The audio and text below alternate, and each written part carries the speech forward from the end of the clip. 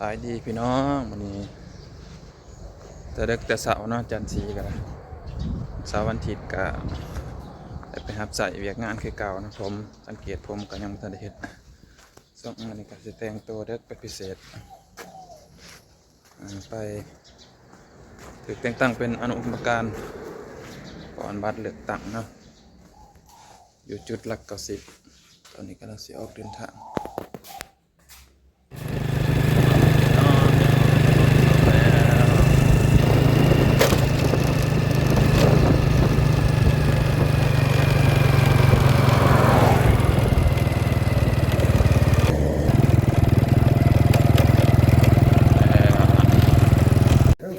ตัวไหนกัน7 นาทีเดือหาฮะ10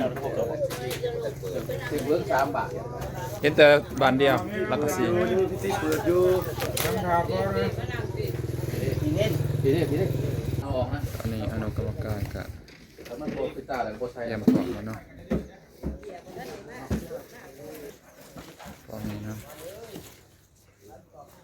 ตั้งไว้อีกอันหนึ่งอันนี้ว่าได้นั่งเบาแล้วกันเมื่อยืดแล้วก็นั่งพร้อมด้วยคณะที่งานที่อยู่ในขอตกลงของประธานคณะกรรมการจัดการเลือกตั้งการเมืองนอกจากเวลา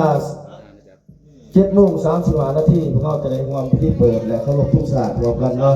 ขอให้พี่น้องเราติดตามเบิ่งในสื่ออันกล่าวนะ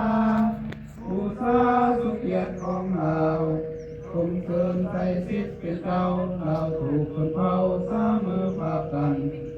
ขอให้พวกเจ้าสุสิ่งเอาใส่ภาษาต่อไปสู่ความพัฒนาผู้ที่มีสิทธิ์ก่อนบัตรเลือกตั้งด้วยความสมัครใจใส่สิทธิ์เลือกตั้งเอาผู้แทนของตนเป็นสมาชิกสภาแห่งชาติสุดที่10และสภาประชาชนขันแข้งสุดที่5เข้าไปเฮ็ดเวียกอยู่ในสภาแห่งชาติและสภาประชาชนขันแข้งซึ่งเป็นองค์การตัวแทนแห่งสิทธิและผลประโยชน์ของประชาชนระดับที่บัญญัติปฏิบัติตามพระราชบทบาทรับห้องเอารัฐธรรมนูญและกฎหมายตกลงปัญหาพื้นฐานสำคัญพื้นฐานของประเทศเข้าบ่ได้เสียบ้านเข้าบ่ได้บ่ได้เขามันก็สักโลด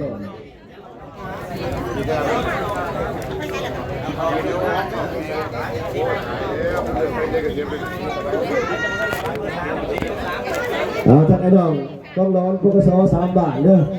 ฝากญาติติดตามเคลื่อนไหวสารวีเนาะป้องกันย่านพาหนะลูกหลานเท่านี้ย่านพาหนะใหญ่ดอกเท่านี้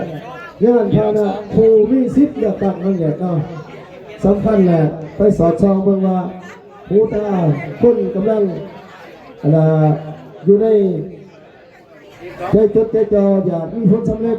ลืมพาหนะเจ้าของว่าจอดอยู่ไสก็แก้ซบใบ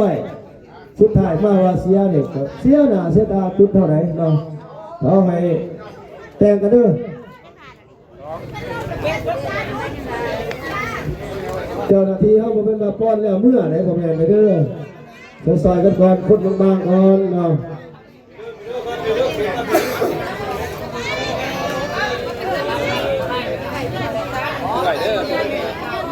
ทีแล้วแล้วพ่อปอนทีแล้วพ่อปอนไปยืนถือไปต่อไปยืนตัวไหนไปยืนคือบ้านเขาอย่างยืนให้ว่าเฮามีสิทธิ์ใส่สิทธิ์ใส่เสียงอะไรดูเป็นแล้วพวกกระเมื่อเนาะ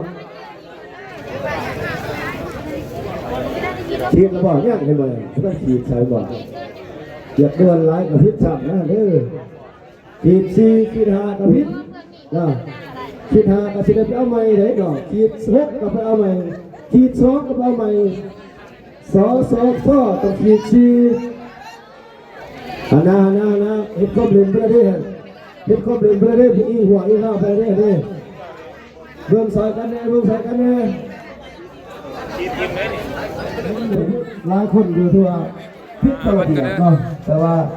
บ่ให้มีได้สุดหนาเด้อใบแดงใบหนึ่งก่อนกี่ดอก2 เบอร์เด้